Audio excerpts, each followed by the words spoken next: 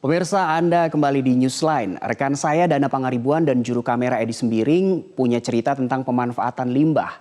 Kalau styrofoam biasanya dipakai sebagai wadah pembungkus barang atau pelapis atap bocor, tapi tahukah Anda limbah styrofoam dapat dimanfaatkan menjadi produk kerajinan yang bernilai seni dan ekonomis tinggi. Salah satunya produk inovasi yang dibuat seorang perajin di Kota Medan.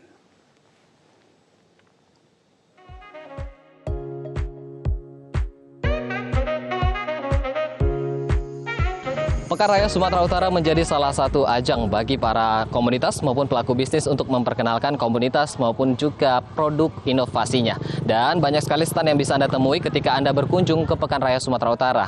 Dan salah satu stand yang bisa Anda temui adalah stand yang memamerkan produk kerajinan tangan berupa bunga hias. Dan bunga hias ini berbahan dasar limbah, baik limbah styrofoam, kertas telur maupun kertas lainnya. Dan untuk mengetahui lebih lanjut seperti apa pembuatan limbah ini, saya akan bertanya langsung dengan pembuatnya yang ada di stand ini, yaitu Guns Galeri dengan Bapak Guntur. Dan di sebelah sana bapaknya lagi bersiap-siap untuk membuat salah satu produknya.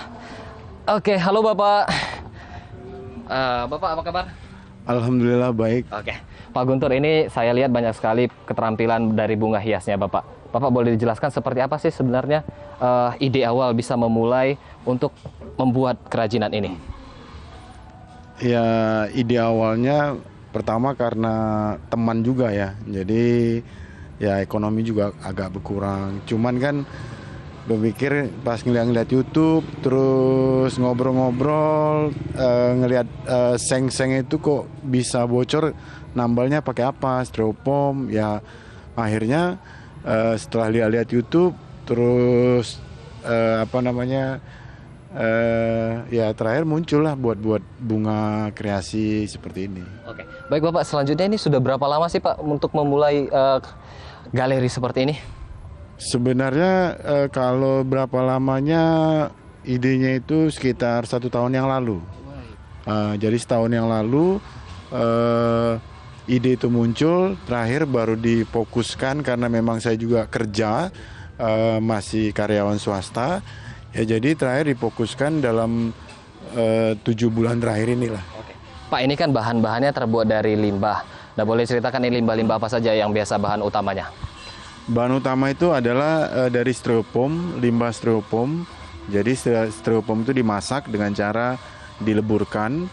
Baru kan setelah itu ditunggu dalam beberapa hari, kurang lebih 1 hari. Nah itu sudah bisa langsung dikerjakan. Oke, berarti bahannya dari styrofoam, bisa jadi keterampilan seperti ini. Selain itu Pak, bahan-bahannya apa lagi?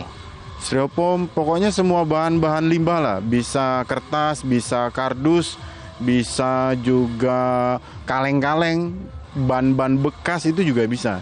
Jadi ban-ban bekas, terus pokoknya yang wadah-wadah tutup-tutup botol aqua itu juga bisa semua. Oh, berarti bahan limbah itu bisa dimanfaatkan semuanya. Kemudian Bapak boleh ditunjukkan seperti apa cara pembuatannya, bahan-bahannya? Seperti apa? Boleh ditunjukkan Pak, bahan-bahannya. Jadi ini dari tadi pas waktu kehabisan bahan, biasanya ada kerak telur seperti ini. Nah, kebetulan kehabisan bahan, saya putar-putar PRSU, dapatlah pembuangan sampah. Saya ambil ada kardus-kardus, ada ini koran-koran bekas orang tukang tadi. Jadi saya buat, terus ini adalah dari kardusnya, terus saya lilitkan dengan styrofoam, baru nanti saya buat rangkanya, ya jadilah seperti ini. Oke, Pak, boleh ditunjukkan seperti apa Pak cara membuat ini? Kan sudah ada rangka misalnya. Coba Bapak tunjukkan cara menempelkan styrofoam yang sudah dilebur tadi gimana? Ya, jadi contohnya kan seperti ini. Nah, berawal dari kita, misalnya kita ambil apapun, kertas bisa atau limbah apapun bisa ya. Jadi kita lilitkan saja di sini. Nah, setelah dililitkan, baru nanti dalam beberapa saat, baru nanti kita bentuk, baru kita ambil bahan dasarnya. Nah, jadi bahan dasarnya, setelah bahan dasarnya nanti kita lilitkan saja seperti ini. Kemudian Pak, itu setelah dililitkan harus nunggu berapa lama sampai dia harus mengeras? Nggak nunggu berapa lama, kena angin sebentar aja itu sudah nanti terbentuk. Oke. Jadi dibentuk baru kita buat bonsainya lah. Jadi kalau misalnya kalau udah dia agak beberapa menit setelah selesai digulung ini semua, dililiti oleh styrofoam ini, nanti kan dia mengembang nih. Nah, setelah dia mengembang itulah kita bentuk, kita pencet-pencet atau kita desain supaya membentuk seperti seolah-olah kerangka akar atau cabang-cabang. Oke. Kemudian Bapak dalam satu hari biasanya Bapak bisa mengerjakan berapa produk sih Pak? Kalau satu hari ini sampai jadi itu bisa 5 atau sampai 6. 5 sampai 6 dalam satu hari ya, satu batang. Oke, setelah terbentuk seperti ini Bapak, lanjut apa yang harus kita lakukan? Jadi kalau udah seperti ini, nanti kita bisa modifikasi dengan gunakan pernis ya. Setelah kita pernis kan hanya pernis saja sebentar aja ini. Fungsinya itu apa Pak? Ini untuk mempercantik dan memperkilat. Jadi kalau misalnya seolah seperti batang. Jadi kalau dia sudah mengering, dia kayak batang, kayak akar-akar gitu, akar-akar pohon lah seperti itu. Kemudian setelah di furnish, step selanjutnya adalah? Setelah di furnish, baru kita pasang daun. Jadi kita pasang daun tergantung selera, mau kita sesuaikan. Nah, nanti pada saat pasang daun itu kita menggunakan lem ini. Nah, Baik. Jadi pakai lem tembak supaya fungsinya dia kuat. Jadi setelah kita lem tembak, tinggal kita lem aja di sini. Nah, seperti dilem baru nanti dia mengikat seperti ini. Oke, berarti satu hari bisa menyelesaikan 6 sampai 7 pohon. Kemudian ini pembuatannya juga mudah dan menggunakan limbah. Terus kalau dijual berapa sih harganya, Pak? Harganya bervariasi tergantung dari ketinggian, tergantung dari keunikannya. Tapi rata-ratanya kalau di sini PRS itu saya menjual antara harga untuk bahan yang kecil-kecil seperti ini itu antara 50.000 sampai dengan 75.000. Oke. Terus Bapak kalau misalnya keuntungannya ini boleh ceritakan nggak sih Pak, berapa sih kalau keuntungan biasanya bisa menjual kerajinan ini?